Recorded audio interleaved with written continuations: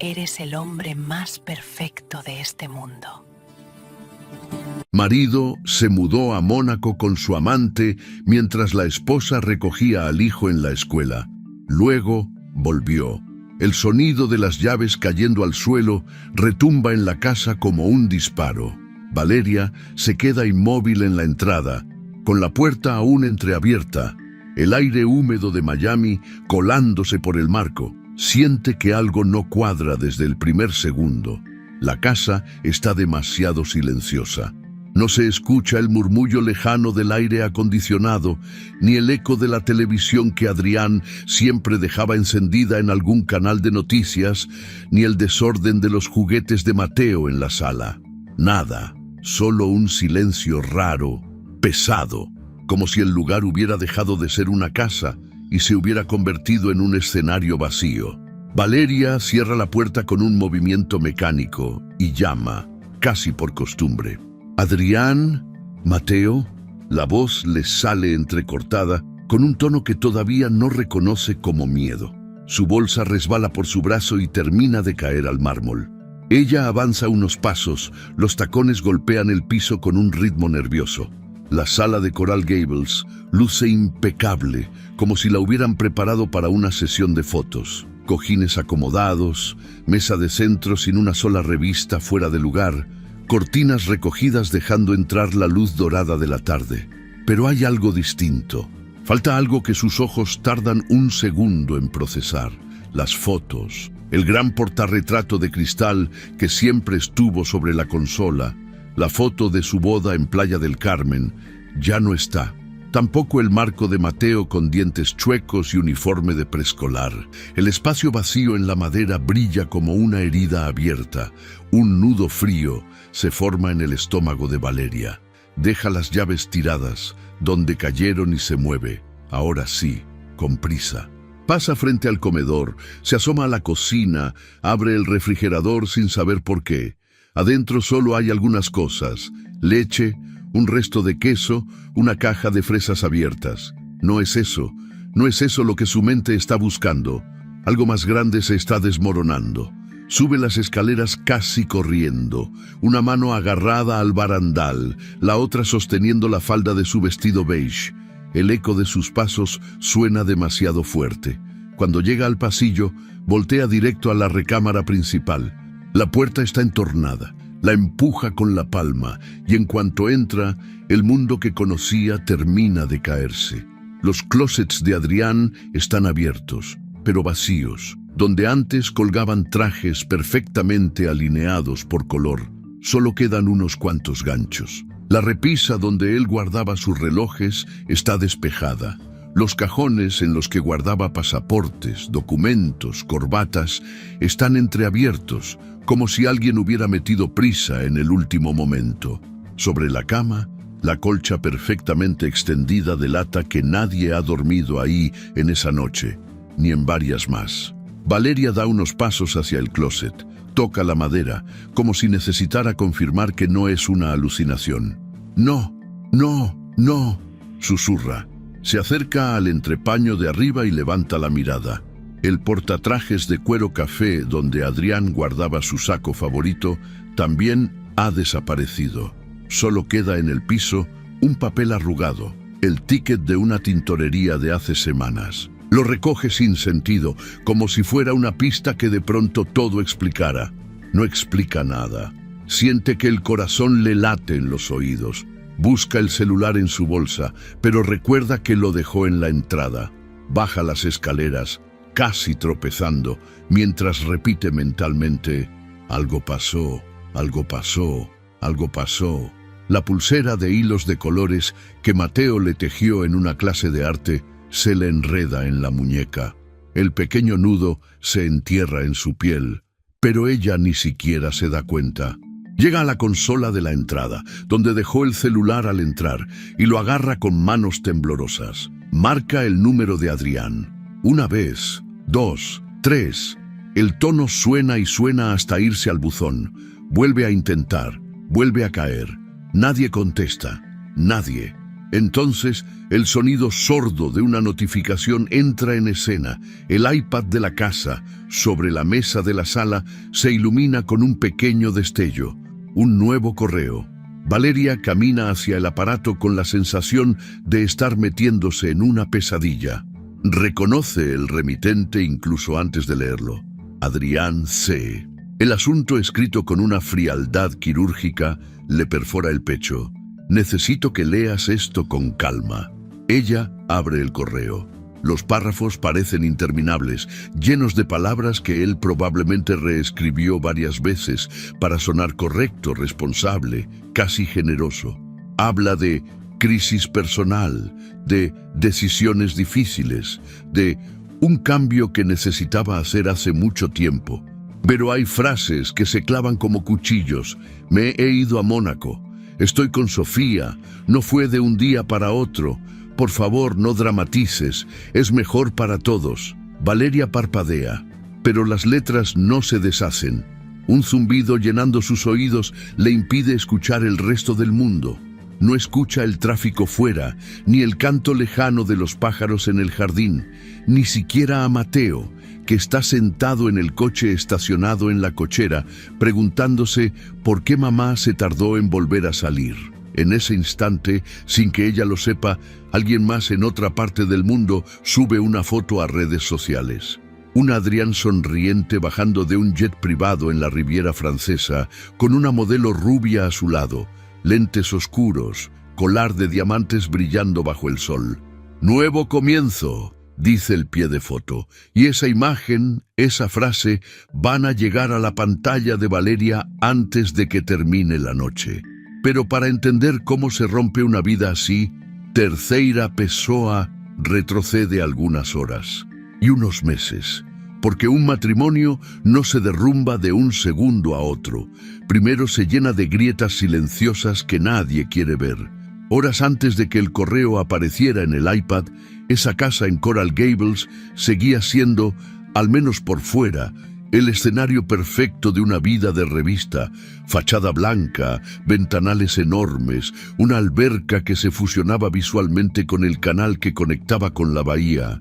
Los vecinos los conocían como los Cortés Montiel, esa pareja elegante que siempre llegaba de la mano a las inauguraciones de galerías, a las cenas de recaudación de fondos, a los eventos de yachts en Miami Beach. Valeria, esa misma mañana, había despertado como cualquier otro día, con la luz entrando en rayas por las persianas de la recámara. Lo primero que vio fue el espacio vacío a su lado. Acostumbrada a encontrar allí la forma de Adrián, se quedó unos segundos mirando la sábana fría. Pensó que quizá él se había levantado temprano para hacer ejercicio o revisar correos. No era raro. Adrián siempre decía que el dinero no duerme. Se sentó en la cama, se acomodó el cabello largo detrás de las orejas y miró la hora en el reloj sobre el buró. 6:47 a.m. Sus pies tocaron el piso y la pulsera de Mateo rozó el buró, recordándole la promesa silenciosa que siempre hacía al verlo. No importa lo que pase, siempre voy a cuidar de ti. Bajó a la cocina y lo encontró allí, de pie, con un café en la mano y el celular en la otra. Traje sin saco, camisa blanca arremangada, barba perfectamente delineada. El Adrián impecable de siempre, con el aire de hombre ocupado que lo acompañaba a todos lados. Pensé que seguías dormida, dijo él, sin despegar los ojos de la pantalla. No pude volver a dormir, respondió Valeria, acomodando una taza en la barra. ¿Tienes junta temprano? Algo así. Estoy viendo lo de un proyecto nuevo. Podría llevarme a Europa varias semanas. Lo dijo como quien comenta el clima. Valeria se quedó un segundo mirándolo, tratando de descifrar qué había detrás de esa frase. Últimamente, proyectos nuevos y viajes a Europa se habían vuelto sinónimos de ausencias inexplicadas, de respuestas cortas, de mensajes «después te cuento» que nunca llegaban. «¿Otra vez?», alcanzó a decir, intentando sonar ligera. «¿No que querías estar más tiempo aquí? Mateo se emociona cada vez que te ve». Adrián levantó por fin la mirada. La observó con una mezcla de cansancio y fastidio que él mismo no se esforzaba en esconder. Valeria, ¿sabes cómo es esto? No puedo frenar ahora. Tenemos inversiones en media costa mediterránea. Tengo que estar presente. Ella calló. Sabía que discutir no servía. Lo había aprendido en los últimos meses, cuando cada reclamo se convertía en un monólogo donde él terminaba siendo la víctima de las circunstancias, del mercado, de sus socios, del mundo.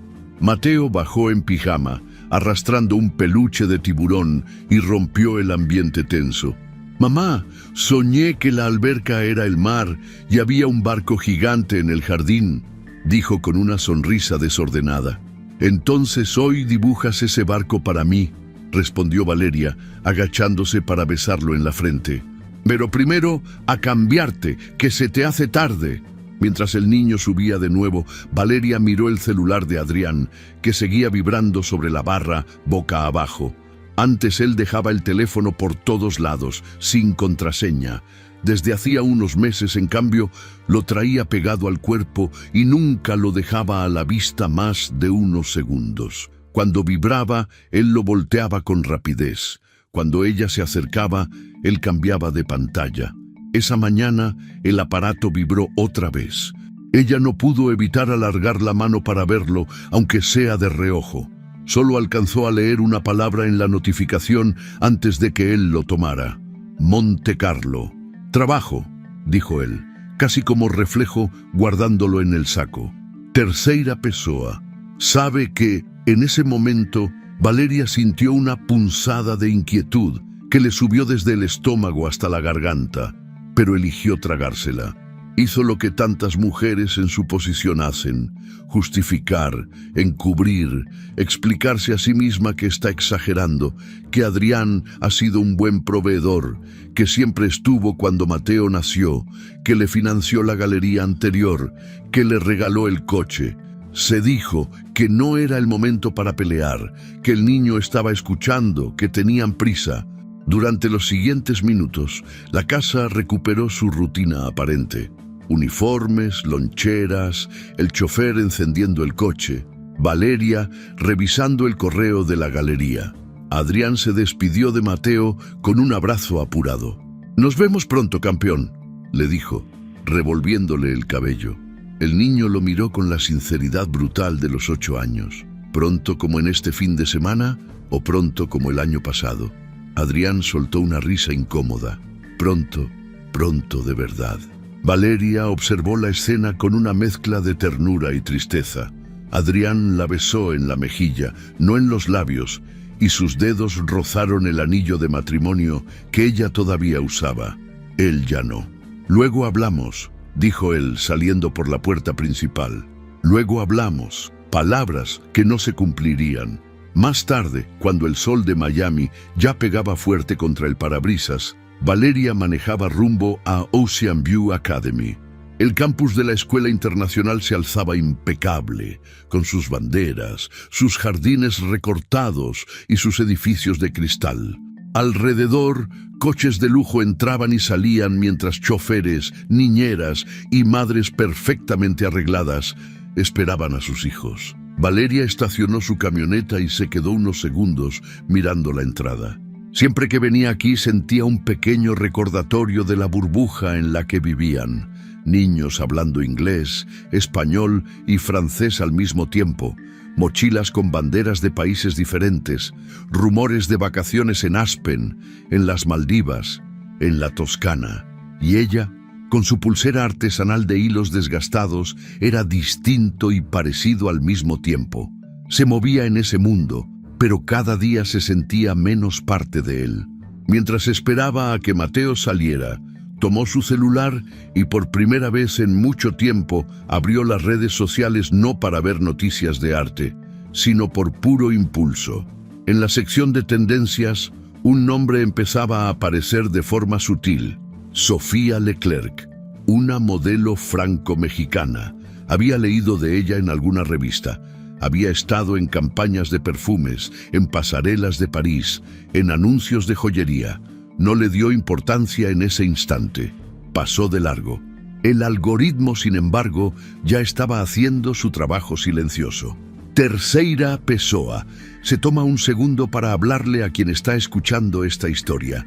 Porque mientras Valeria espera en ese coche, ajena al huracán que está por arrollarla, tal vez tú estás en tu sala, en tu cuarto, en el transporte público o en el trabajo, con los audífonos puestos. Tal vez estás en México, en Estados Unidos, en España, en Argentina, en cualquier rincón del mundo. Cuéntanos en los comentarios desde dónde estás viendo nuestras historias narradas. A quienes contamos estas vidas rotas y reconstruidas, nos encanta leer cada comentario, porque ahí se descubre que nadie está tan solo como cree. La puerta de la escuela se abrió y una ola de niños salió corriendo. Mateo apareció entre ellos, con la mochila colgando de un solo hombro y una hoja de papel arrugada en la mano. «Mamá, mira», dijo en cuanto se subió al coche. «Dibujé el mar como tú me dijiste». El dibujo mostraba una franja azul intensa, un barco torcido y una figura femenina con el cabello largo mirando al horizonte. Valeria sintió que se le apretaba la garganta. «Está hermoso, mi amor. Lo pegamos en tu cuarto en cuanto lleguemos». El camino de regreso fue normal en apariencia. Mateo hablando de su maestro, de un niño nuevo en el salón, de un partido de fútbol programado para el viernes. Valeria asentía, respondía, se reía en los momentos correctos. Por dentro, en cambio, sentía algo extraño, un presentimiento, como si hubiera una sombra sentada en el asiento trasero junto a ellos, invisible pero presente. Al llegar a la casa, el portón eléctrico se abrió como siempre. Valeria estacionó, apagó el motor y volteó hacia su hijo. «Ve a tu cuarto, mi vida, deja tus cosas y ahorita subo, solo voy a dejar la bolsa adentro». Mateo asintió y corrió hacia la puerta lateral que daba directo al área de las escaleras. Fue el último momento de normalidad que Valeria tendría en mucho tiempo, porque en cuanto cruzó la puerta principal, ese silencio extraño la envolvió. Un silencio distinto al de una casa vacía porque los niños están en la escuela o porque todos duermen. Era un silencio más limpio, más hueco, como el de una propiedad recién entregada. Los olores familiares, el perfume de Adrián, el detergente de las sábanas, el café, parecían haberse evaporado. Valeria llamó, no obtuvo respuesta, subió, encontró el closet vacío, el ticket de la tintorería, el teléfono cayendo al buzón, el correo en el iPad. Cada cosa sumó un golpe hasta tumbarla. Al terminar de leer, no lloró de inmediato. El cuerpo, a veces, se defiende desconectando las emociones. Sus manos se quedaron flotando sobre la pantalla, los dedos ligeramente separados. La palabra Mónaco se repetía en su mente como un eco absurdo. Mónaco, Mónaco, Montecarlo. Y junto a esa ciudad que había visto en revistas de viajes y eventos de Fórmula 1, otro nombre empezó a tomar forma: Sofía. Abrió por inercia una aplicación de noticias de espectáculos. Ahí estaba, como si el universo la estuviera torturando a propósito. Un titular en inglés, otro en español, otro en francés. Todos decían lo mismo en esencia: el magnate inmobiliario Adrián Cortés había sido visto llegando a Mónaco acompañado de la modelo Sofía Leclerc. Las fotos eran claras, ninguna duda. Él bajando del jet, ella sujetándose el colar de diamantes con una mano, sonriendo a las cámaras. Parecían felices. Valeria ni siquiera sabía que esa felicidad habría sido negociada con sus cuentas, con su casa, con su vida. Los primeros mensajes empezaron a llegarle al celular. Amigas, conocidas, curiosas. «Vale, ¿estás viendo esto? Dime que es un montaje. Estoy aquí si necesitas hablar». ¿Es verdad lo de Adrián? El grupo de mamás de Ocean View Academy explotó en notificaciones. Algunas expresaban sorpresa, otras disfrazada crítica, y unas cuantas enviaban emojis que pretendían consuelo, pero que pinchaban todavía más. Ella apagó el celular. Se quedó de pie en medio de la sala, con la luz de la tarde entrando por los ventanales. Sus ojos recorrieron la casa como si la estuviera viendo por primera vez. La poltrona de diseño italiano que nunca le gustó, pero que Adrián insistió en comprar. La mesa de comedor demasiado grande para 3 personas. Las velas decorativas que nunca encendían. De pronto, todo le pareció ajeno, como si estuviera parada en la maqueta de una vida que nunca terminó de ser suya. Escuchó los pasos suaves de Mateo bajando las escaleras. «Mamá, ¿ya pegaste mi dibujo?», preguntó él, asomando la cabeza. Valeria respiró hondo, como si hubiera estado debajo del agua y volviera a la superficie solo por él. «Todavía no, mi vida». «Ven», dijo, y su voz sonó extrañamente calma. Se acercó a su hijo y lo abrazó con fuerza, tanto que él se quejó un poquito riéndose. «Mamá, me vas a aplastar. Es que te quiero demasiado», respondió ella, enterrando la cara en su cabello. En ese momento, algo dentro de ella se rompió de forma silenciosa. No fue un llanto escandaloso ni un grito, fue un crujido interno, un ajuste en su eje, como si una parte de sí misma hubiera decidido apagarse para poder seguir funcionando. Más tarde, cuando dejó a Mateo viendo una caricatura y subió sola a la recámara, se sentó en el piso, recargada contra la cama. El closet abierto la miraba como una boca vacía. No hubo lágrimas todavía, solo un vacío que se extendía por dentro, ocupando el lugar donde antes había miedo, enojo, incredulidad. Ni siquiera tuvo fuerzas para odiar. Todo se amortiguó. La vida perfecta que había sostenido con tanto cuidado se convirtió, en una sola tarde, en un escenario de abandono. Y Valeria, en esa recámara casi desmantelada, entró a una especie de silencio emocional del que todavía no sabía cómo, ni cuándo, ni si lograría salir. La mañana siguiente, al correo no empezó con gritos ni escenas dramáticas, sino con una extraña coreografía de negación. Valeria se levantó, preparó el desayuno de Mateo, revisó su mochila y lo llevó a la escuela como siempre. Sus movimientos eran precisos, como si el cuerpo supiera qué hacer, aunque su mente estuviera suspendida en un lugar lejano. No hablaba del tema, no contestaba llamadas, no abría mensajes, solo respiraba lo justo para seguir avanzando. En el estacionamiento de Ocean View Academy, sin embargo, el mundo ya había cambiado. Bastó que bajara de la camioneta para sentir cómo las miradas se clavaban en ella.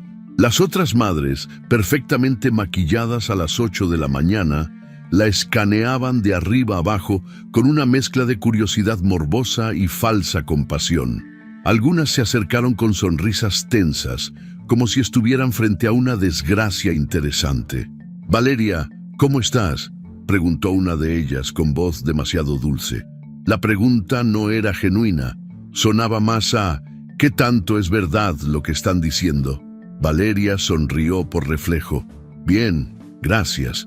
«Con prisa, como siempre», contestó, ajustándose la bolsa en el hombro. Otra mamá, con lentes de sol enormes, se atrevió un poco más. «Vi algo en las noticias. Ya sabes cómo inventan cosas. Tú sabes que si necesitas hablar...». Valeria cortó la frase antes de que siguiera.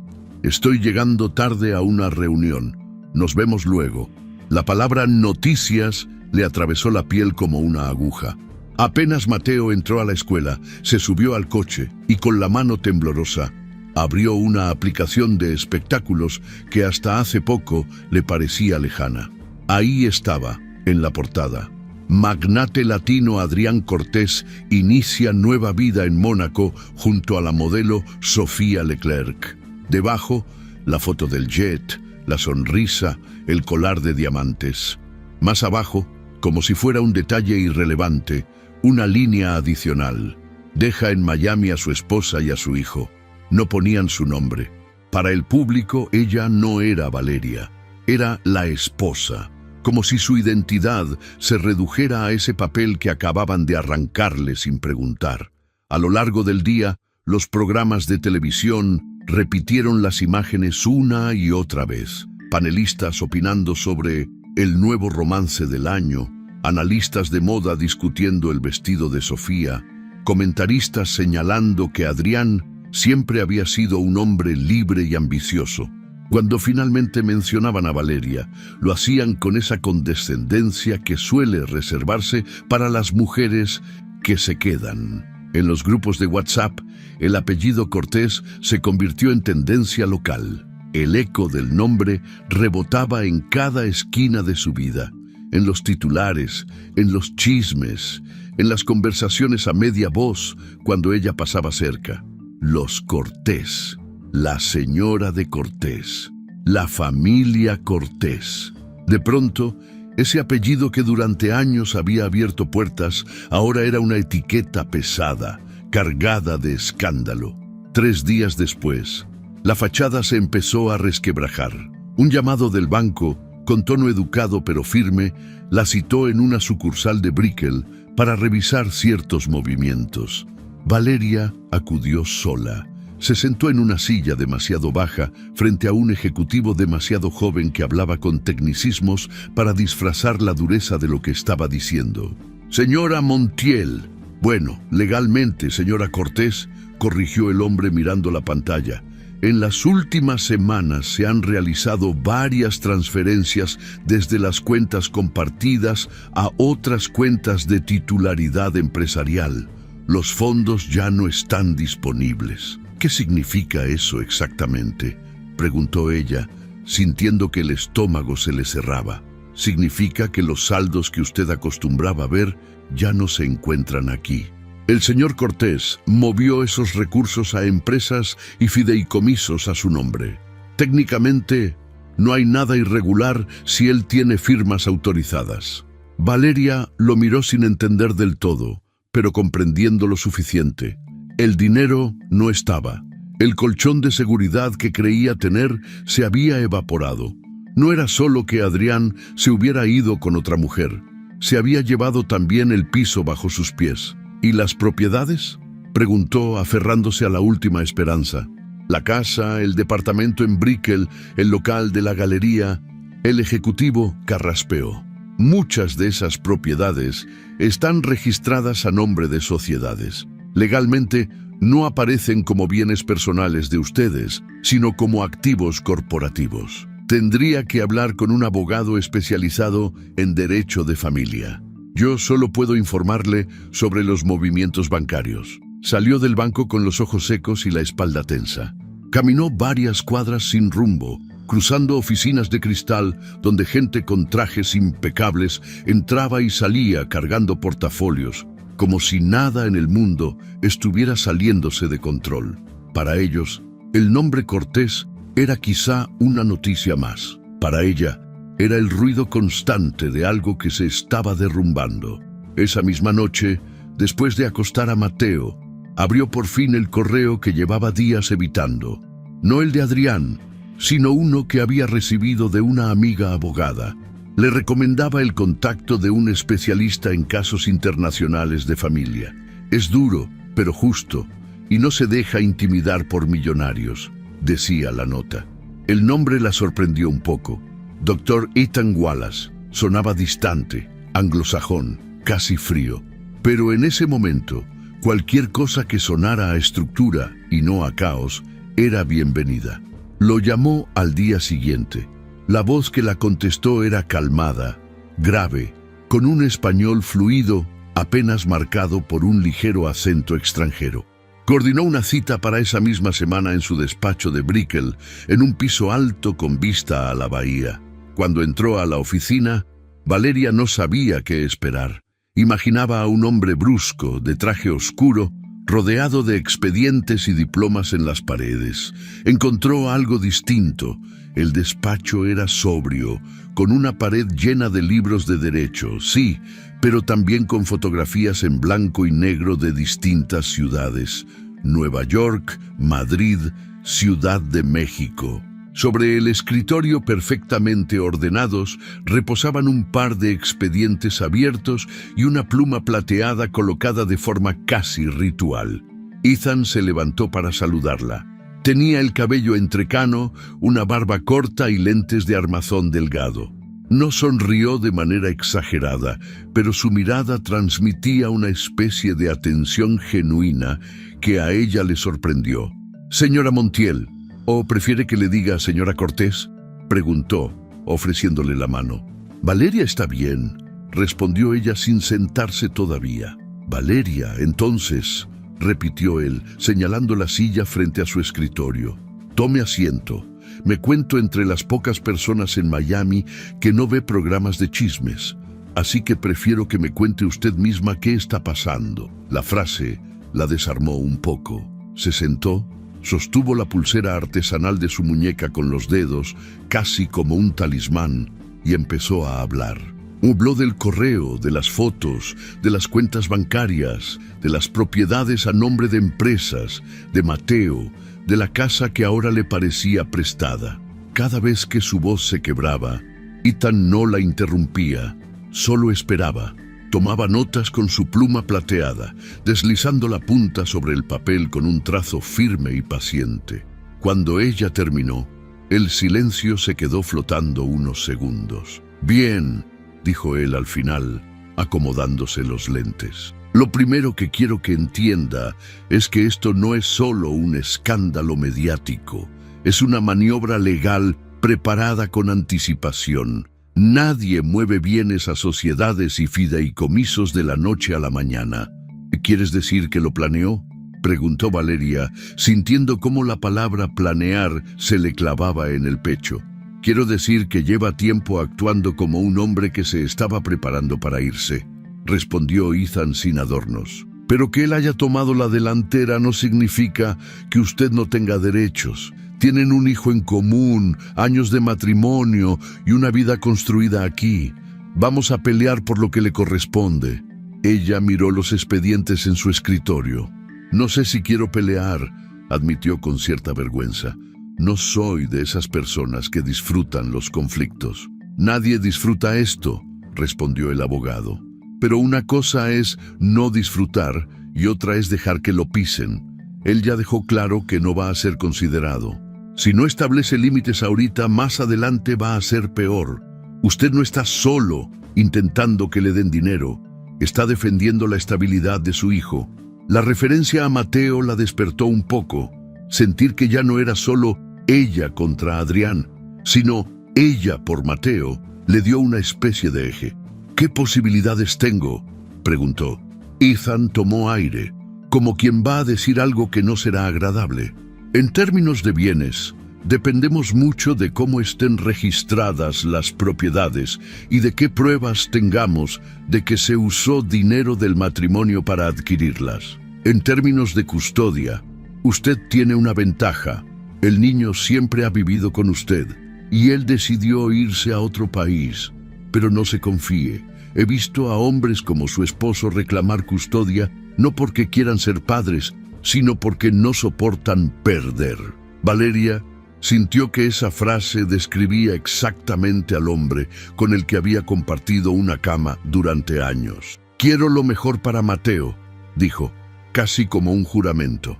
«No quiero que tenga que ver estas guerras, pero tampoco quiero que piensen que pueden llevárselo cuando se les dé la gana». «Entonces, empezamos hoy», respondió Ethan, tomando la pluma plateada y acercando un documento hacia ella.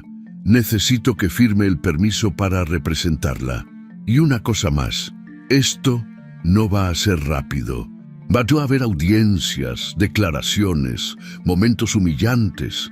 Los medios se van a enterar de algunos detalles, pero en cada paso yo voy a estar ahí. Y mi trabajo es que usted no se rompa en el punto equivocado». Valeria dudó un instante, luego tomó la pluma. Era extrañamente pesada, como si el compromiso que implicaba se materializara en el metal. Firmó. Las semanas siguientes se convirtieron en una sucesión de trámites, citatorios y notificaciones legales. En el Tribunal de Familia de Miami-Dade, los pasillos olían a café rancio y papel viejo. Mujeres y hombres de distintas edades esperaban sentados, cada uno con su propia versión del mismo dolor. Familias que se despedazaban bajo la luz fría de los fluorescentes. En la primera audiencia importante, Valeria se enfrentó de nuevo al eco del apellido Cortés. No vio a Adrián en persona, él apareció en una pantalla al fondo de la sala, conectado desde alguna oficina lujosa en Europa, con los audífonos blancos de siempre y la expresión neutra de quien está en una junta más. Su abogado, un hombre de sonrisa demasiado blanca, habló de armonizar la situación familiar y de garantizar que el señor Cortés pueda seguir ejerciendo su derecho a ser padre. En ningún momento mencionó la forma en que se había ido ni las fotos en las revistas. Cuando el juez preguntó si Adrián deseaba decir algo, él sonrió con educación. «Solo quiero lo mejor para mi hijo», dijo, como si no hubiera abandonado el hogar sin una palabra cara a cara. «No permito que se me pinte como un villano. Estoy dispuesto a asumir mis responsabilidades, pero no voy a aceptar que se me niegue el contacto con Mateo».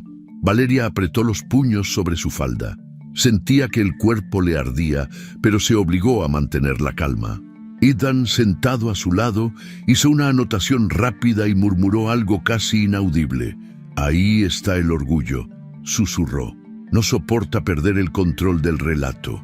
Cuando fue el turno de ella, se levantó con las piernas temblando. El juez la miró por encima de sus lentes, con un cansancio profesional que hablaba de años de escuchar historias similares. «Señora Montiel, ¿quiere decir algo?» Valeria tragó saliva. Pensó en Mateo durmiendo con su tiburón de peluche, en la casa que ya no sentía suya, en la pulsera de hilos que tenía en la muñeca. «Solo quiero estabilidad para mi hijo», dijo. Él no decidió nada de esto. Su papá se fue, y se fue lejos. Si quiere tener una relación con Mateo, que la construya, que venga, que se siente a hablar con él, pero no puede aparecer en una pantalla cada que se le ocurra y decir que eso es ser padre. Hubo un murmullo leve en la sala. El juez pidió orden y continuó con el procedimiento. Al final de esa audiencia, nada se resolvió por completo, pero quedó claro algo. Adrián pediría la custodia compartida, aunque su vida estuviera ahora en otro continente. No era por amor, todos lo sabían. Era por imagen, por orgullo, por no aparecer como el hombre que abandonó a su familia. Mientras los documentos iban y venían, la vida cotidiana de Valeria se fue encogiendo. Las tarjetas de crédito empezaron a ser rechazadas en restaurantes donde antes la recibían con una copa de vino gratis. Los correos de la administradora de la casa mencionaban retrasos en los pagos, pólizas vencidas, cuotas de mantenimiento pendientes. Ethan le advirtió que no se sorprendiera si Adrián intentaba usar la presión económica como arma. «El dinero es su idioma favorito», dijo el abogado en una de las reuniones. «Si ve que no puede controlarla emocionalmente, va a intentar controlarla financieramente». Valeria lo comprobó cuando recibió una carta de la empresa que administraba la vivienda. La propiedad, legalmente, pertenecía a una sociedad de la que ella no formaba parte. En términos legales fríos, era una ocupante con permiso. El mensaje era claro. La casa también estaba en juego. Las noches se volvieron largas. Muchas veces se despertaba a las 3 de la mañana con la sensación de haber caído desde una gran altura. Bajaba a la cocina, se servía un vaso de agua y se quedaba sentada a oscuras, escuchando el tic-tac del reloj. La ansiedad le apretaba el pecho. A veces le costaba trabajo respirar. Pensaba en escenarios catastróficos, perder la casa, perder el caso, perder la compostura frente a los medios que la acechaban. En esos momentos se aferraba a pequeñas cosas concretas. Los dibujos de Mateo pegados en el refrigerador, por ejemplo. Uno de ellos mostraba a 3 figuras, un niño, una mujer y el mar. Ya no había un hombre junto a ellos. A Valeria le dolía ver esa ausencia, pero al mismo tiempo había algo en esa imagen que se sentía honestamente suyo. También se aferraba a la pulsera de hilos que llevaba en la muñeca. La giraba, contaba los nudos, recordaba las manitas de su hijo atándola con torpeza. Con el tiempo, el dolor empezó a buscar salida por otro lado. Valeria llevaba semanas sin visitar un estudio de arte, sin revisar portafolios, sin pensar en exposiciones. Un día, casi por accidente, entró a una pequeña galería independiente en Wynwood.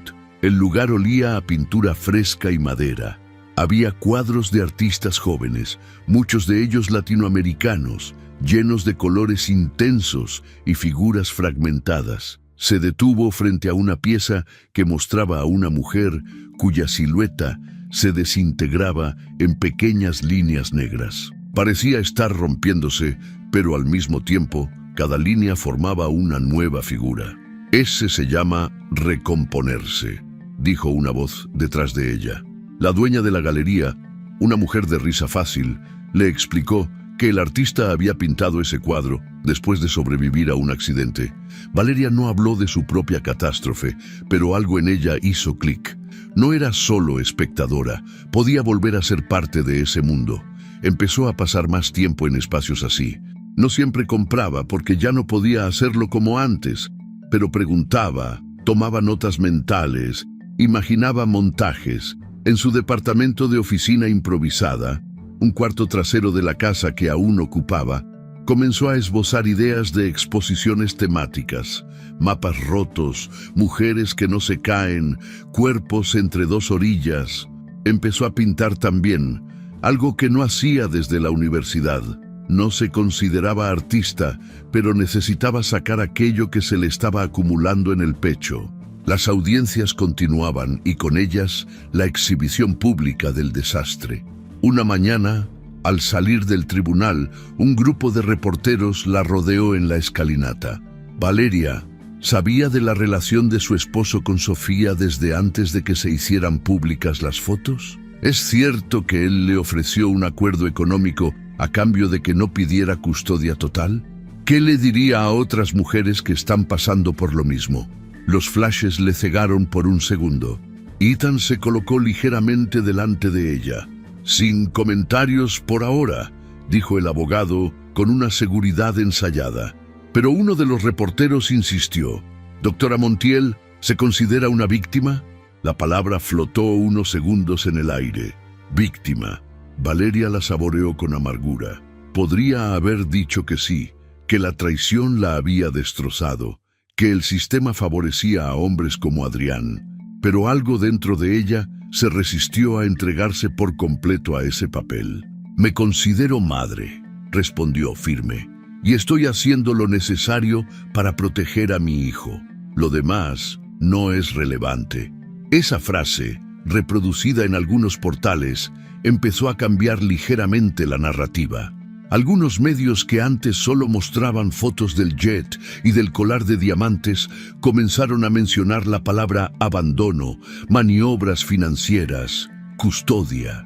El eco del nombre Cortés ya no era solo glamour, empezaba a sonar a escándalo sucio.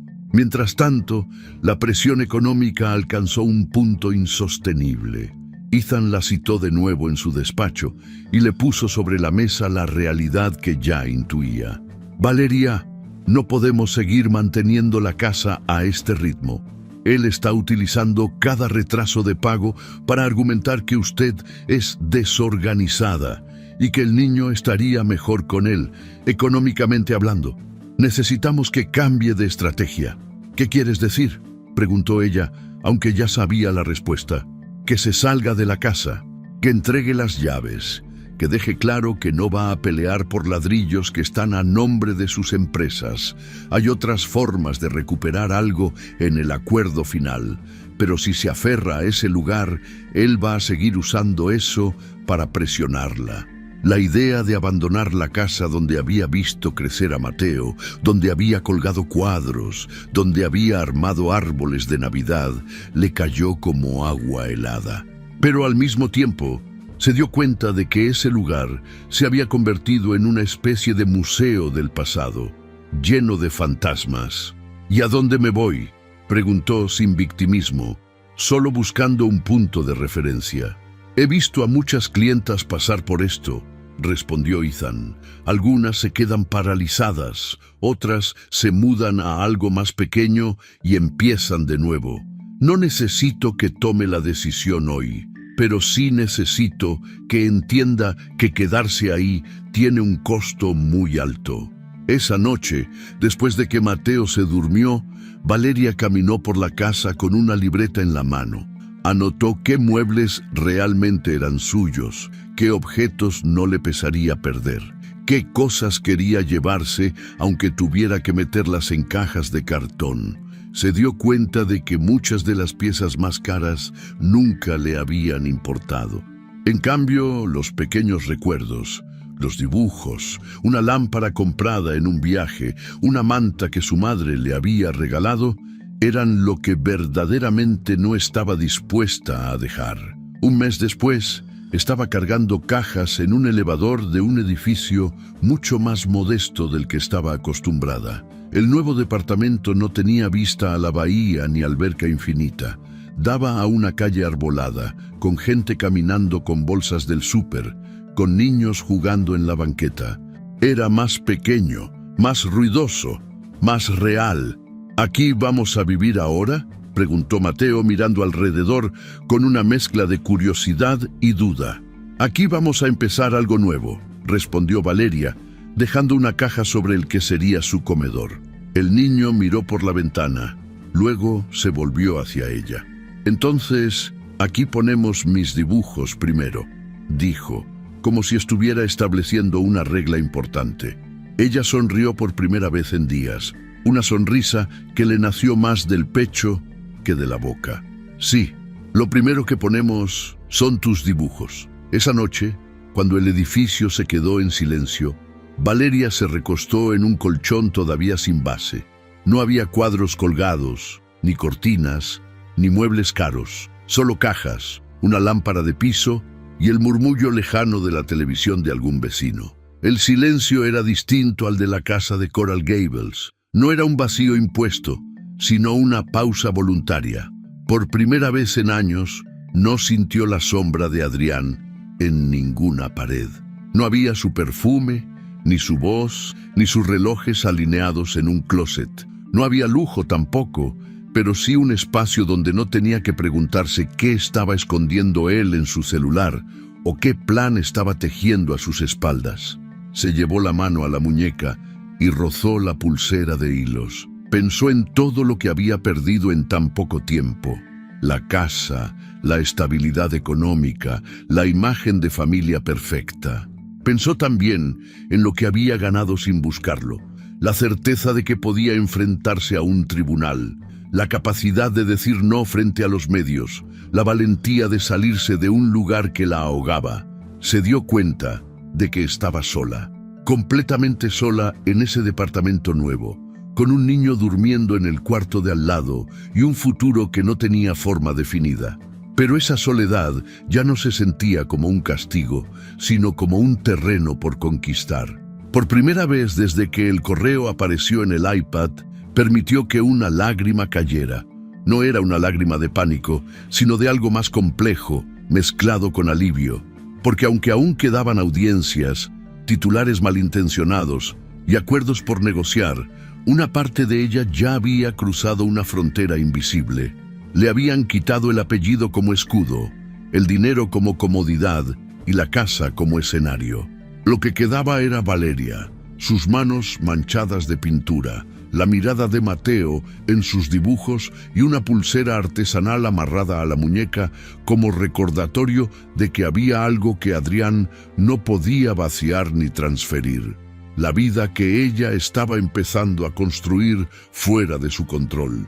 El mar parecía tener voz aquella mañana. Desde las ventanas del nuevo local, el sonido del oleaje se mezclaba con el murmullo de las personas que entraban, copas en mano, curiosas por conocer el espacio del que todos hablaban en los últimos días.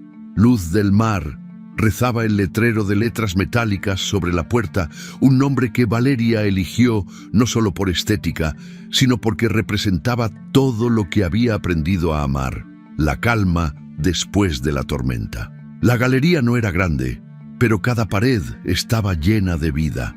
Obras de artistas latinoamericanos emergentes decoraban el espacio. Pinceladas violentas, rostros fragmentados, paisajes que parecían moverse bajo la luz tenue. Valeria caminaba entre los asistentes con un vestido sencillo color arena y el cabello recogido en un moño bajo. No había joyas ostentosas ni el tipo de glamour que antes le acompañaba en los eventos de sociedad. Había, en cambio, una elegancia serena que atraía más miradas que cualquier diamante. Un grupo de periodistas la esperaba cerca de la entrada, donde un mural con su nombre servía de fondo para fotografías. La mujer que convirtió la traición en arte, decía uno de los titulares que circulaban en redes esa mañana. De esposa abandonada a ícono de superación. Ella lo había leído antes de salir de casa y sonrió con incredulidad. Nunca quiso ser un símbolo, solo sobrevivir. ¿Valeria? ¿Qué significa para ti esta inauguración?, preguntó una reportera sosteniendo un micrófono plateado. Significa que todo lo que se rompe puede volver a tener forma, respondió ella sin ensayar, y que el arte es la única manera digna de contar las heridas. Los flashes la cegaron por un segundo. A su lado, Ethan Wallace observaba la escena con una mezcla de orgullo y discreción. Vestía un traje azul marino, sin corbata, y la misma pluma plateada que siempre llevaba sobresalía del bolsillo interno. Había estado con ella en cada paso del proceso, no solo como abogado, sino como una presencia constante que la sostuvo cuando el suelo se movía. Después de la entrevista, él se acercó con una copa de vino blanco. «Brindo por ti», dijo extendiéndosela. «Por sobrevivir», respondió Valeria levantando su copa. «No, por crear algo hermoso a partir del desastre», corrigió él. Se miraron unos segundos más de lo necesario. Valeria apartó la mirada primero. Agradecía la ternura silenciosa que Ethan le ofrecía, pero no quería confundirla con promesas. Había aprendido a temer las promesas. La música ambiental subía despacio. Un guitarrista tocaba una pieza instrumental mientras los invitados recorrían las obras. En una esquina, una pintura destacaba por encima de las demás. Un autorretrato de una mujer mirándose en un espejo roto. Los fragmentos del reflejo mostraban expresiones distintas: miedo, rabia, serenidad, esperanza. Valeria se quedó frente a esa obra unos segundos. ¿Es tu favorita?, preguntó Ethan acercándose. «No sé si favorita», respondió ella, «pero me recuerda que todos tenemos versiones de nosotros mismos que intentan sobrevivir al mismo tiempo». Él asintió, observándola más a ella que al cuadro. «¿Y cuál versión ganó?», preguntó con voz baja. «La que aprendió a no necesitar testigos», dijo antes de apartarse para saludar a un artista. Mientras la galería se llenaba, afuera comenzaba a caer una llovizna fina que empañaba los ventanales. Algunos invitados comentaban lo simbólico del clima. Una tarde gris iluminando un lugar llamado Luz del Mar. Valeria no creía en coincidencias, pero tampoco negaba que el universo parecía tener sentido del drama. Horas después, cuando el evento terminó y el bullicio se desvaneció, la galería quedó en silencio. Mateo dormía en casa con una niñera, y Ethan se ofreció a ayudarla a recoger. «Deja eso, puedo hacerlo mañana», dijo ella, mientras él apilaba copas vacías. «Sé que puedes», contestó sin dejar de hacerlo. «Pero a veces, dejar que alguien te ayude también es una forma de fuerza». Valeria se sentó en una de las bancas frente a un cuadro abstracto. Ethan se acercó con 2 copas nuevas que había rescatado de la mesa. «¿Qué sigue para Luz del Mar?», preguntó. «Una exposición sobre migración», respondió ella. «Artistas que viven entre 2 países, 2 lenguas, 2 hogares. Quiero que las personas vean que moverse no siempre es escapar. A veces es la única manera de quedarse viva». Ethan sonrió. «Tienes alma de curadora y de filósofa». «No», dijo ella, «solo tengo experiencia en perderlo todo». Se quedaron en silencio, bebiendo, mientras la lluvia golpeaba los ventanales. Cuando se despidieron, Ethan le besó la mejilla con una suavidad que la desarmó. Por un segundo, ella pensó en permitir que esa cercanía avanzara, pero el eco del pasado seguía demasiado fresco. Sonrió, agradecida, y cerró la puerta después de que él se fue.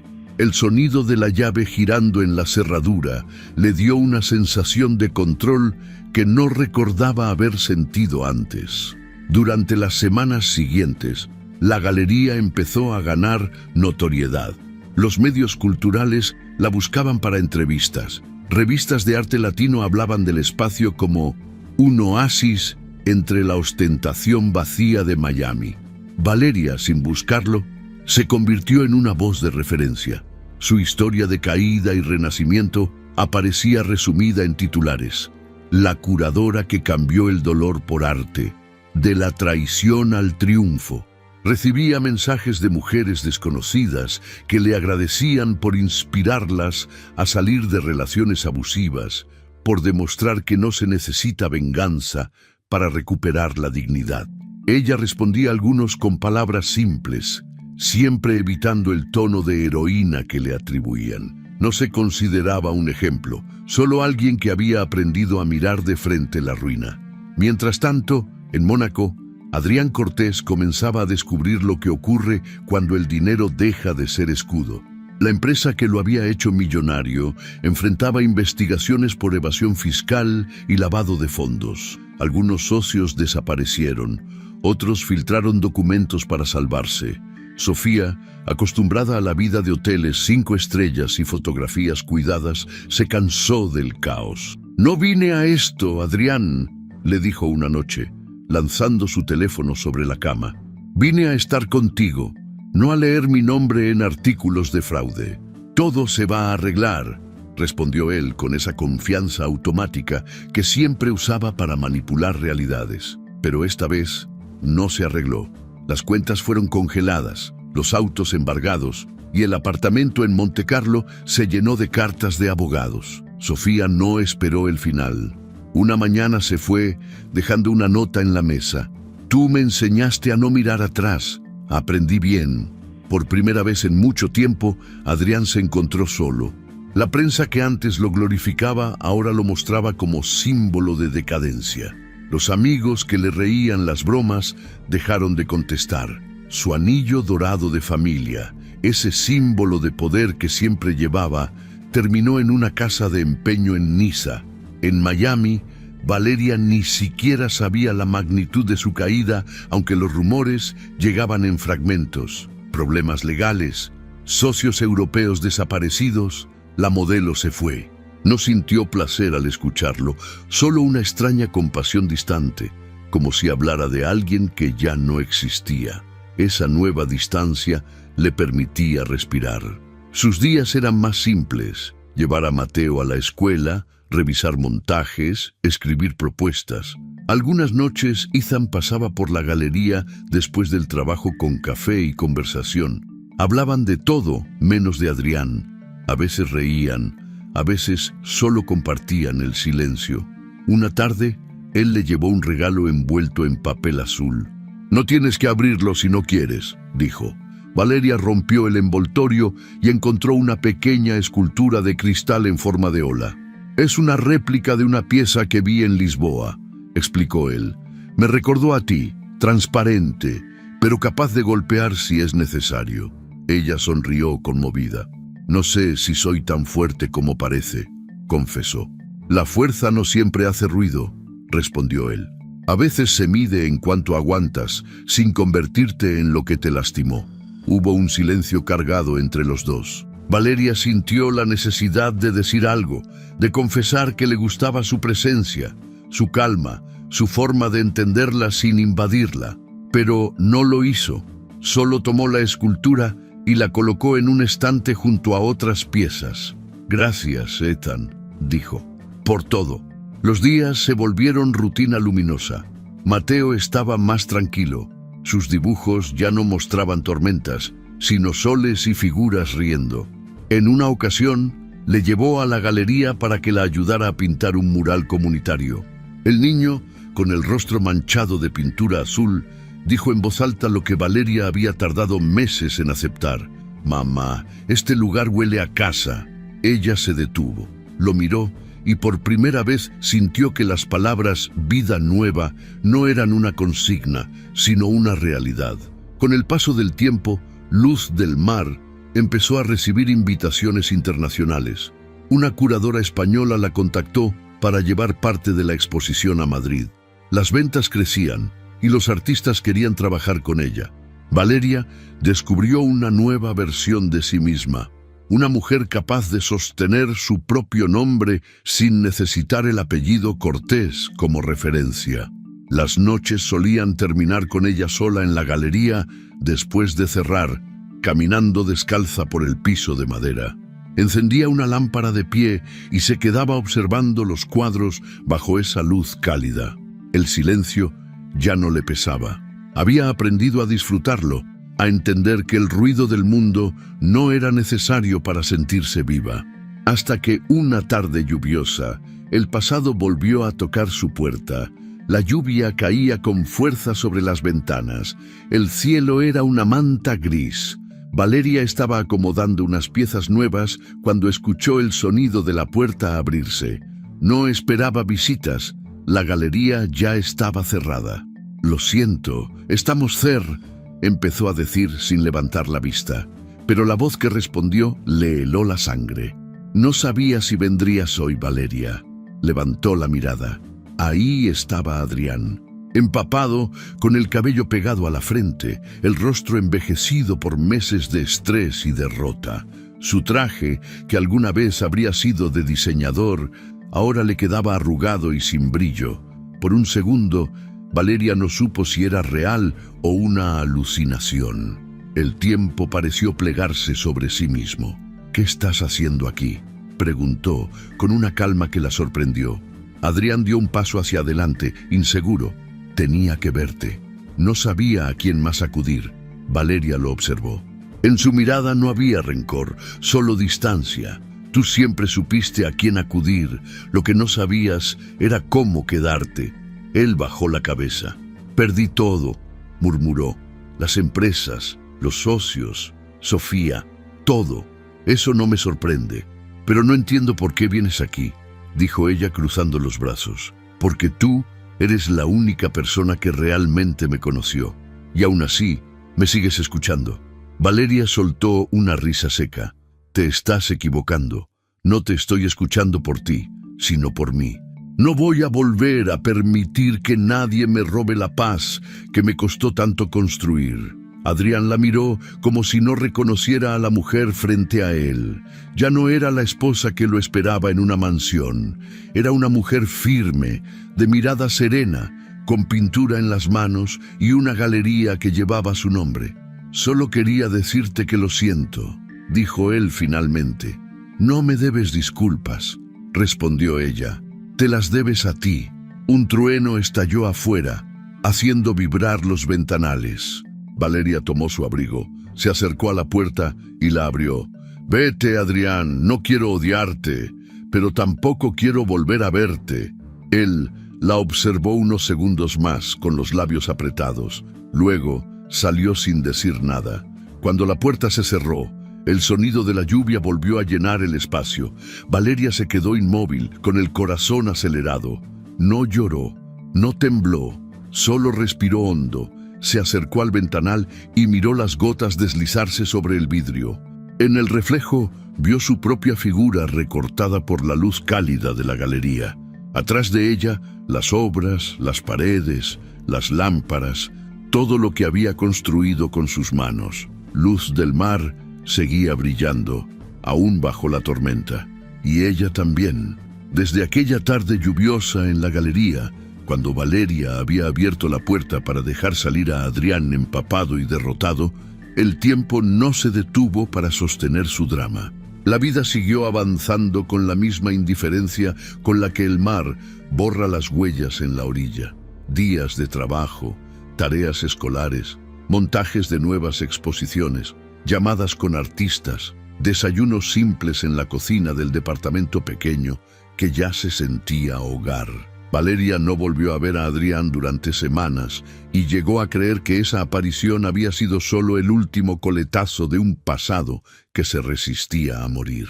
Sin embargo, para él, ese momento en luz del mar, fue una grieta por la que empezaron a colarse realidades que siempre había evitado. Adrián dejó Miami aquella noche sin rumbo claro, con una maleta vieja y un par de trajes arrugados. No tenía empresas, no tenía socios, no tenía apartamentos de lujo. Tenía deudas, procesos legales abiertos en Europa y una reputación manchada que cerraba puertas en cualquier banco al que se acercara. Durante meses, su vida se redujo a habitaciones alquiladas por semana, trabajos esporádicos mal pagados y un silencio en el celular donde antes había notificaciones constantes de reuniones y fiestas. La figura de Valeria lo perseguía en esos cuartos anónimos. No la Valeria que él había dejado, sino la que encontró en la galería, firme, tranquila, con un brillo propio que ya no tenía nada que ver con su sombra. Esa imagen lo golpeaba más fuerte que cualquier reportaje sobre su caída. Había perdido dinero antes y siempre lo había recuperado, pero ahora sentía que había perdido algo que no podía comprar de nuevo. El lugar que ocupaba en la historia de alguien. En Miami, mientras tanto, la vida de Valeria se iba acomodando en una nueva normalidad silenciosa. Mateo había crecido un poco. Sus preguntas sobre su padre ya no eran un lamento repetido, sino curiosidades que aparecían de vez en cuando, especialmente cuando veía en la televisión algún noticiero sobre empresarios que caían de la cima. Una tarde, mientras dibujaba en la mesa de la cocina, Mateo soltó una frase que Valeria escuchó con atención cuidadosa. Decía que ya casi no se acordaba de cómo sonaba la voz de su papá cuando se quedaba en la casa. Valeria lo observó desde la barra, con una taza de té entre las manos. No reaccionó con prisa. Había aprendido que no todos los vacíos se llenan con palabras rápidas. Se acercó, le acarició el cabello y le dijo que era normal, que la memoria se queda con lo que más se repite y que últimamente su vida estaba llena de otras voces. El niño siguió dibujando, concentrado. Sobre el papel aparecía la figura de una mujer de pelo largo y un niño junto al mar. Ahora, a veces, también aparecía un hombre de lejos, más pequeño, como si Mateo no supiera bien dónde colocarlo en su paisaje. El regreso de Adrián a sus vidas no llegó con una escena dramática en la puerta de la casa ni con flores. Llegó como solían llegar sus decisiones más importantes, de manera calculada. Después de meses de no encontrar trabajo estable, de ver cómo sus contactos lo evitaban, decidió que lo único que le quedaba para intentar reconstruir algo de sí mismo era regresar al lugar que había abandonado. Buscó un abogado de medio pelo en Miami, alguien que le dijo lo que él quería oír, que todavía podía intentar renegociar la custodia de Mateo, que aún había margen para cuestionar el acuerdo económico, que su derecho como padre podía convertirse en moneda de cambio. Adrián, aunque más golpeado, seguía siendo en esencia el mismo hombre que no soportaba perder. Cuando se notificó una nueva audiencia en el Tribunal de Familia, Valeria no se sorprendió. Ethan le explicó los términos con la serenidad que lo caracterizaba.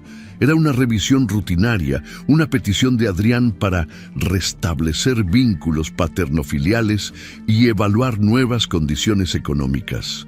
Valeria escuchó cada palabra sin interrumpir. Ya no temblaba al pensar en enfrentarlo. Lo veía ahora como un trámite más, una parte inevitable de una historia que estaba aprendiendo a narrar sin que cada capítulo la deshiciera por dentro. El día de la audiencia, el edificio del tribunal era el mismo, pero ella no. Llegó con un vestido sencillo, carpeta en mano, el cabello recogido y la pulsera artesanal bien visible en la muñeca. Ethan caminaba a su lado, sosteniendo una carpeta gruesa con documentos, informes escolares, estados de cuenta, declaraciones previas. El eco de sus pasos en el pasillo ya no la intimidaba. Dentro de la sala, Adrián la esperaba. Estaba sentado al frente, al lado de su nuevo abogado, con el rostro marcado por líneas que antes no tenía. Había bajado de peso. El cabello mostraba más canas, y su postura ya no era la del hombre que entra a negociar desde arriba, sino la de quien sabe que llega pidiendo algo. Cuando la vio entrar, sus ojos se suavizaron. Había ensayado mentalmente varias versiones de esa mirada, arrepentida, nostálgica, confiada. Al final, solo le salió una mezcla rara de vergüenza y necesidad. Valeria se sentó sin evitarlo ni buscarlo. Se permitió mirarlo unos segundos, como quien observa un cuadro que ya conoce, pero al que ya no le encuentra el mismo sentido. No sintió odio, no sintió amor, sintió una especie de distancia limpia, como si lo observara a través de un cristal grueso. El juez repasó los antecedentes con la voz monótona de quien recorre un expediente más. Después le dio la palabra a Adrián. Él respiró hondo y habló. Dijo que había cometido errores, que la vida le había dado una lección, que ahora entendía lo que había perdido. Habló de Mateo, de su deseo de ser parte de su vida, de su disposición para empezar de cero. No mencionó a Sofía, no habló de Montecarlo, no dijo nada de los titulares escandalosos en Europa. Se presentó como un hombre que había cambiado. Valeria lo escuchó con el rostro tranquilo. Cada frase intentaba construir la imagen de un nuevo Adrián, pero ella alcanzaba a ver la estructura antigua debajo. Ese tono calculado, la manera en que elegía palabras que pudieran sonar bien en el acta, la insistencia en ponerse él como protagonista del aprendizaje. Cuando fue su turno, no hizo un discurso largo. Dijo que nunca le había negado información a Mateo sobre quién era su padre, que no había hablado mal de él frente al niño, que no pensaba impedirle que lo conociera, pero también dejó claro algo. La estabilidad de su hijo había sido construida con trabajo silencioso, noches de insomnio y decisiones duras que ella había tomado sola. No estaba dispuesta a permitir que nadie volviera a poner esa estabilidad en peligro.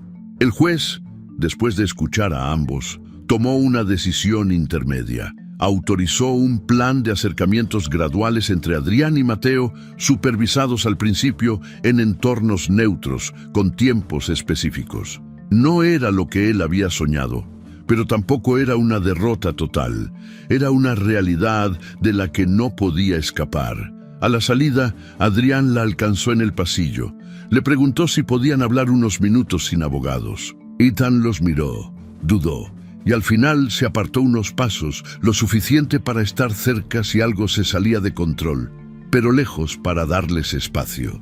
Adrián le dijo que sabía que no merecía una segunda oportunidad, que quizá era demasiado tarde para reparar todo, pero que quería al menos reconstruir algo con Mateo. Aceptó que la había lastimado de forma imperdonable, que había despreciado la vida que tenía, que la ambición le había nublado la cabeza. Sus palabras sonaban ensayadas, pero la grieta en su voz dejaba entrever que, por primera vez, algo de ese discurso venía de un lugar menos cínico. Valeria lo escuchó hasta el final. No lo interrumpió, no lo confrontó con los detalles de sus traiciones. Ya no le interesaba ganar ese tipo de discusiones. Cuando él terminó, ella habló. Le dijo que estaba dispuesta a que fuera un buen padre, si realmente quería serlo, pero que eso se demostraba con constancia, no con frases dramáticas en pasillos de tribunal.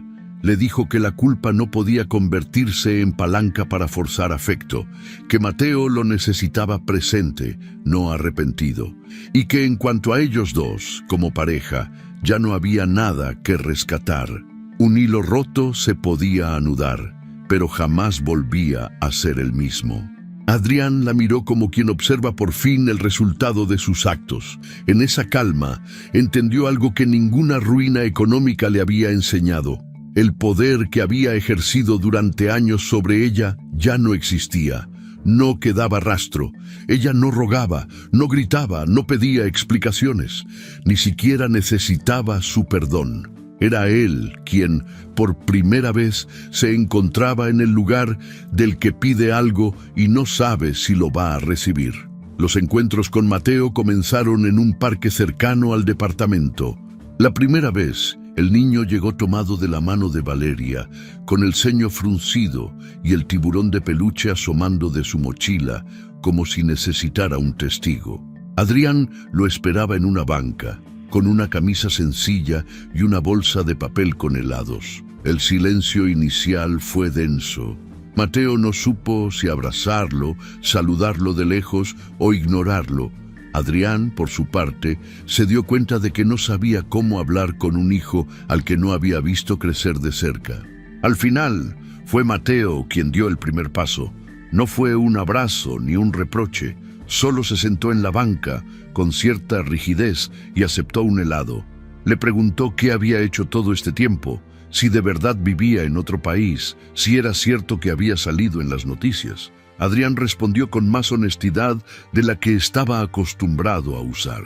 No le contó detalles sordos, pero sí admitió que había tomado malas decisiones, que se había equivocado con muchas personas, incluyendo a su propia familia. Valeria los observaba desde una distancia prudente, sentada bajo un árbol.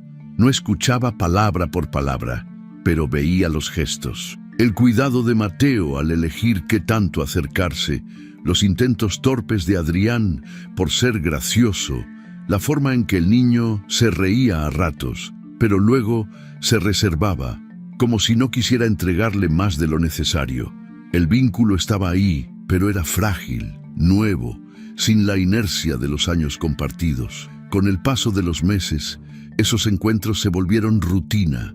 A veces jugaban fútbol, a veces iban por pizza, a veces solo caminaban por la costera. Adrián empezó a conseguir trabajo en un pequeño despacho de bienes raíces, lejos de los grandes deals internacionales que solía cerrar. Tenía un sueldo modesto, pero estable. Por primera vez en su vida, conoció el peso exacto de cada factura. Valeria, por su lado, no ocupaba su mente con sus avances o fracasos. Lo único que le importaba era que Mateo volviera de esos encuentros tranquilo, sin cargar culpas que no eran suyas. En varias ocasiones, el niño regresó con preguntas difíciles. ¿Por qué su papá se había ido? ¿Si habría podido quedarse? ¿Si seguiría viéndolo? Ella nunca difamó a Adrián. Le explicó con palabras simples que los adultos también se equivocan feo, que a veces dañan a quienes más quieren y que lo importante era lo que cada uno hacía con su culpa. Mientras ese proceso se acomodaba, la vida de Valeria daba un salto silencioso pero decisivo. Una de las obras más comentadas de Luz del Mar, un tríptico que mostraba el mismo mar en 3 estados distintos, tempestad, oleaje fuerte y calma casi plana, empezó a llamar la atención de coleccionistas internacionales. La pieza había sido curada por ella desde el momento en que conoció al artista, pero con el tiempo se convirtió en un símbolo no oficial de la galería. Muchos veían en esos 3 paneles un reflejo de su propia historia. Un museo importante de Europa se interesó en adquirir la obra para una exposición permanente sobre arte latinoamericano contemporáneo. La oferta económica era considerable, mucho más de lo que Valeria había imaginado al abrir aquel espacio pequeño que olía a pintura fresca. Pero no solo se trataba del dinero, significaba que una parte de su trabajo, de su mirada, de su criterio, iba a quedar anclada en una institución que trascendía cualquier escándalo pasajero. La negociación fue larga, llena de correos, reuniones virtuales y revisiones de contrato. Ethan revisó cada cláusula con su pluma plateada, asegurándose de que los términos respetaran tanto al artista como a la galería. Valeria firmó los documentos una tarde, en la oficina improvisada de la parte trasera de Luz del Mar. No hubo champaña, ni fotos oficiales, ni titulares ruidosos. Solo el sonido de la pluma sobre el papel y su propia respiración. Cuando terminó de firmar, se recargó en el respaldo de la silla y cerró los ojos. Por primera vez, su independencia económica dejaba de ser una idea abstracta para convertirse en una realidad contundente. Ya no dependía de pensiones manipulables, ni de acuerdos llenos de trampas. Lo que la sostenía ahora era su trabajo, su criterio, la confianza que otros depositaban en su capacidad para ver valor donde otros no lo veían. Esa noche, al llegar al departamento, colocó el contrato en una carpeta y la guardó en un cajón. No necesitaba ponerlo en un marco. Sabía que el verdadero cambio no estaba en ese papel, sino en la forma en que se sentía al mirarse al espejo. No como la mujer que sobrevivió a una traición, sino como la mujer que construyó algo propio después del derrumbe. El día que decidió llevar a Mateo a la playa, no hubo un motivo especial. No era aniversario de nada, no coincidía con ninguna fecha dolorosa o feliz. Simplemente amaneció con el impulso de ver el mar más de cerca, fuera de los cuadros, fuera de los nombres y las firmas. Tomó el auto, metió unas toallas, un par de sándwiches, agua, protector solar. Mateo subió al coche con entusiasmo inmediato. El mar, para él, siempre había sido una especie de promesa de aventura. Caminaron por la arena mientras el sol comenzaba a descender. El cielo se pintaba de tonos naranjas y rosas, y el agua reflejaba esos colores con destellos que parecía que pudieran tocarse. Mateo corrió hacia la orilla, se mojó los pies, gritó cuando una ola más grande de lo esperado le empapó la ropa.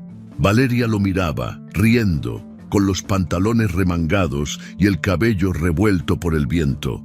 Se sentó en la arena y dejó que el sonido del mar la envolviera. El rumor de las olas se mezclaba con los gritos felices de su hijo, con el murmullo lejano de otras familias, con el chillido de las gaviotas. Todo ese ruido, sin embargo, le parecía un tipo de silencio diferente, uno en el que su mente no sacaba facturas atrasadas, ni correos, ni demandas. Miró su muñeca. La pulsera artesanal seguía ahí, un poco más gastada, los hilos deslavados por el tiempo, pero firme. Cada nudo recordaba una etapa: el miedo, la rabia, la confusión, la resistencia, la decisión de soltar, la capacidad de volver a empezar. Mateo regresó corriendo y se dejó caer a su lado, con la respiración agitada. Le contó que había hecho un castillo que se borró en segundos, pero que iba a hacer otro. No le molestaba que las olas lo destruyeran. Le gustaba volver a construirlo. Valeria lo abrazó por los hombros y lo acercó a ella. Sintió su cuerpo caliente, su risa, su vida. Mientras el sol terminaba de hundirse en el horizonte, la escena se detuvo en un punto invisible. A la distancia, se veía a una mujer y a un niño caminando por la orilla, dejando huellas que el agua borraba con suavidad. La cámara imaginaria se acercaba entonces, poco a poco, hasta fijarse en la pulsera artesanal de hilos enredados en la muñeca de ella, brillando apenas con la luz dorada del atardecer. En esa imagen se condensaba todo: el amor de un hijo que se mantuvo cuando todo lo demás se vino abajo, la promesa silenciosa de no rendirse, la certeza de que lo único irreemplazable era lo que había aprendido a sentir por sí misma. La voz en off no sonaba como la de una narradora lejana, sino como la propia conciencia de Valeria, clara y serena. Decía que Valeria no recuperó a su marido, porque entendió que ya no lo necesitaba. Decía que Valeria no ganó una batalla contra él, sino contra la versión de sí misma que creía que solo merecía un lugar al lado de otro. Decía sobre todo que Valeria no ganó a su marido de vuelta, se ganó a sí misma. A veces la vida no se rompe con un grito, sino con un silencio. Un día despiertas y descubres que todo lo que creías seguro se ha ido, que la casa que construiste ya no es hogar, que la persona en la que confiabas se convirtió en un extraño. Pero lo que al principio parece el final más cruel puede transformarse en el comienzo más verdadero. La historia de Valeria nos recuerda que no existe pérdida que no traiga una enseñanza, ni abandono que no esconda una oportunidad de volver a mirarse con honestidad. Ella aprendió que el amor propio no se mendiga, que la dignidad no se negocia y que nadie que te rompa puede quedarse con las piezas que te pertenecen. Porque cuando una mujer deja de buscar en otros la validación que puede darse a sí misma, todo cambia. El dolor se vuelve impulso, la soledad se convierte en espacio de creación y la calma llega cuando por fin se entiende que la libertad no es estar sin miedo, sino caminar a pesar de él. Valeria no ganó venganza ni redención ajena, ganó paz. Y la paz, a diferencia del amor interesado o del dinero, nunca se pierde una vez que se conquista. Que su historia sirva para recordarnos que incluso en medio de la traición, siempre existe una salida que nos devuelve al único lugar donde vale la pena quedarse, dentro de uno mismo. Si te gustó esta historia, deja tu comentario y cuéntanos desde qué país nos estás viendo. Es muy importante para nosotros. Deja tu like y suscríbete al canal para seguir recibiendo historias increíbles como esta nueva historia que está apareciendo para ti ahora. Haz clic en la historia que está apareciendo en pantalla y sorpréndete.